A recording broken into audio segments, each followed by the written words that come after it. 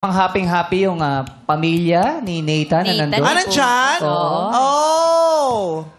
Parang Mommy nakita ko na yung and kapatid mo dito. Brother dati. niya, ayun, mommy at brother niya. Sumali siya dati. Napili ba siya dati? Siya, si kuya niya. Ang taray! So, pinush mo rin yung kapatid mo, sumali ka din. Tapos back-to-back tayong date, gano'n. Yes po. Si Mami supportive, no? Sinasamahan yung mga anak niya lagi. Oo, sobrang supportive si Mommy. Ay, naku. Mami, nasan daddy mo? Ako? Nasan si daddy po? Widow na ako. Ay, parang pwede kang sumali dito next time. Kailangan family, experience. Experience ng dalawang kids mo, ikaw naman. Payag ka ba doon, Kevin? Ay, Kevin ba pangalan niya? Aaron. Siyempre, payag na payag. Oh, the cutest. Okay, thank you. Nathan, congrats. So may pangalawang katanungan na si Julia. Question number 2. Kailan ka nagiging duwag? Oh. Ay, Nathan, kailan ka nagiging duwag?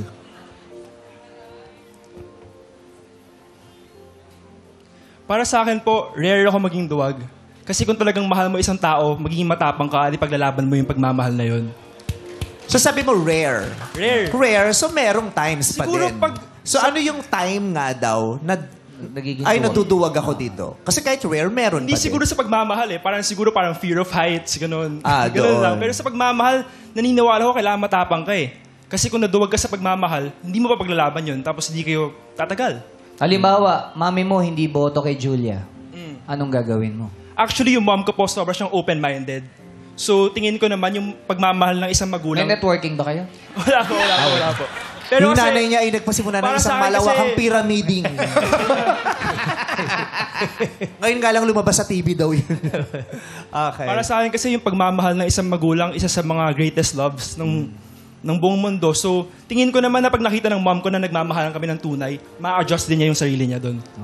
At saka nakaganda ng dynamic silang mag-iina. Support. Yung the mere fact na dito yung nanay niya nag-cheer for you. At tapos nung sa unang kapatid mo pa. Yes. Ganda. Ganda nung support para kayo magtutropa. Opo, tropa po ba kami? I love it. Tropa mo siya. Pinapainom mo minsan. Siya puno. Oo. Oo, tinatalak kang, bagal mo!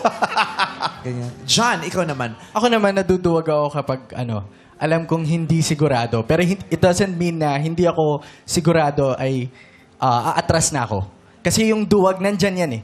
Nandyan yan. So, lahat ng kaduwagan, kailangan mo labanan. Siyempre, lalo na sa pag-ibig, siyempre, di ba? Sinabi nga ni Searchy number 1 na kapag papasok ka sa isang relasyon o ipapakita mo yung pagmamahal mo, dapat tanggalin mo yung duwag, yung pagkaduwag mo. Kailangan ready kang ilabas kung sino ka talaga. So, naduduwag siya sa mga bagay na hindi siya sigurado. Sedi, saan ka daw naduduwag? Ako naman, pag nagmamahal kasi ako, talagang all in. Parang wala talaga akong kinakatakutan. Hinaharap ko talaga siya ng buong puso. Pero naduduwag lang ako kapag ka naubos na ako. Kapag ka may trauma na sa akin na parang, ay, nangyari na to dati. Tutuloy ko ba to? Doon ako naduduwag kapag ka may trauma na sa isip ko.